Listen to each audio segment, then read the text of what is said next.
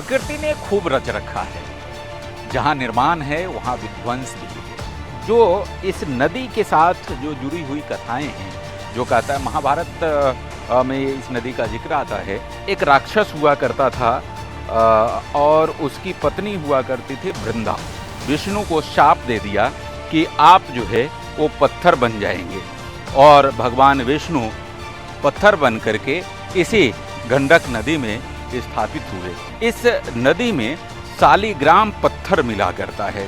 शालिग्राम पत्थर को भगवान विष्णु का रूप माना जाता है। इस जल को बहुत ही पवित्र माना जाता है और कहा जाता है इसके स्पर्श मात्र से तमाम दुख और तमाम पीड़ा से मुक्ति मिलती है, तमाम पाप नष्ट हो जाते हैं।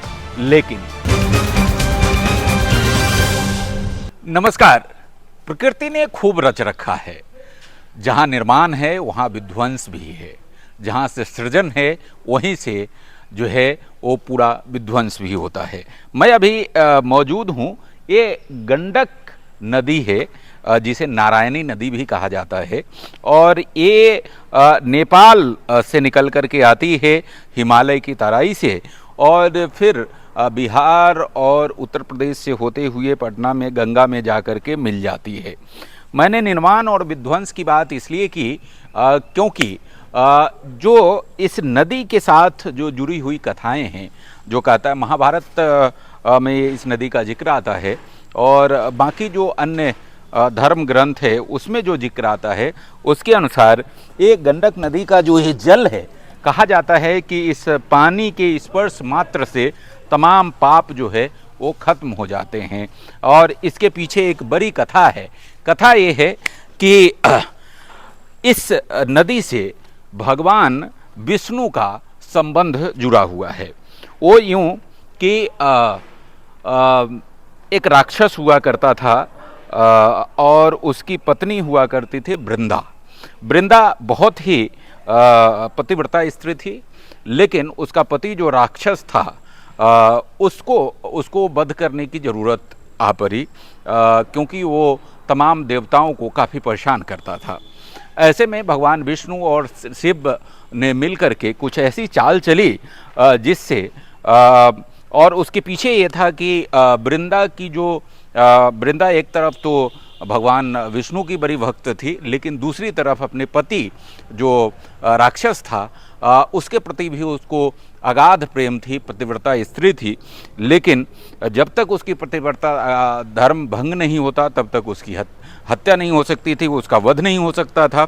और इसलिए भगवान विष्णु और शिव ने मिल कर के जो है वो कुछ ऐसी चाल चली जिसकी वजह से वृंदा का पतिव्रता धर्म जो है धर्म वो भंग हो गया, और उसके बाद उस राक्षस का वध हो गया। लेकिन इससे वृंदा यद्यपि भगवान विष्णु की वो बड़ी भक्त थी, लेकिन बावजूद इसके वो जो है भगवान विष्णु से काफ़ी नाराज़ हुई, और उसने भगवान विष्णु को शाप दे दिया कि आप जो है वो पत्थर बन जाएंगे। और भगवान विष्णु पत्थर बन करके इसी गंडक नदी में स्थापित हुए। और चूँकि गंडक नदी में भगवान विष्णु स्थापित हो गए, इसीलिए इस नदी में शालिग्राम पत्थर मिला करता है। शालिग्राम पत्थर को भगवान विष्णु का रूप माना जाता है, और इसीलिए चूँकि यहाँ पर शालिग्राम पत्थर मिलते हैं, भगवान विष्णु के स्वरूप मिलते हैं, इसलिए जो है वो शालिग्राम पत्थर को जो है वो भगवान विष्णु के अंश के रूप में पूजा की जाती है।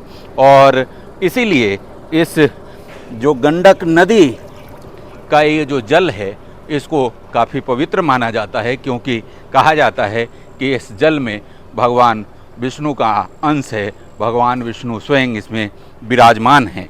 और इसके साथ साथ तुलसी का भी जिक्र आता है। तुलसी कौन?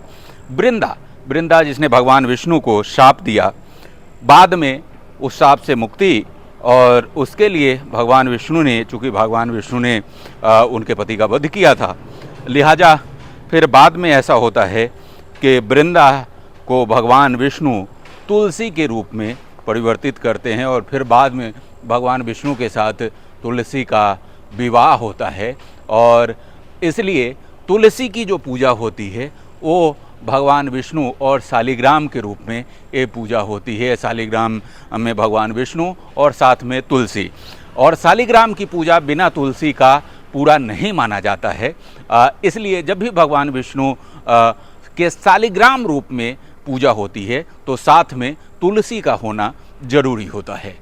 और इसीलिए इस नदी के पवित्र जल को चूँकि तुलसी और भगवान विष्णु यानी शालिग्राम का स्थान है, इसी में विराजमान है और यहीं से नारायणी और गंडक नदी प्रवाहित होती है, इसलिए इस जल को बहुत ही पवित्र माना जाता है और कहा जाता है इसके स्पर्श मात्र से तमाम दुख और तमाम पीड़ा से मुक्ति मिलती है, तमाम पाप नष्ट हो जाते हैं।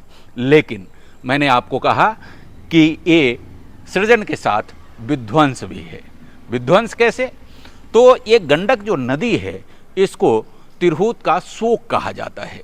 तिरहुत बिहार का एक बहुत बड़ा क्षेत्र है, तिरहुत प्रमंडल, और उत्तर जो बिहार है, उत्तर बिहार में जहाँ जहाँ से ये गुजरती है, जब नेपाल में बाढ़ आता है, नेपाल में जब बहुत ज़्यादा बारिश होती है तो इस नदी का जल स्तर बहुत ज़्यादा बढ़ जाता है और पूरे उत्तर बिहार को ये अपनी चपेट में लेता है, बाढ़ की चपेट में लेता है, जिसकी वजह से इस नदी को तिरहुत का शोक भी कहा जाता है।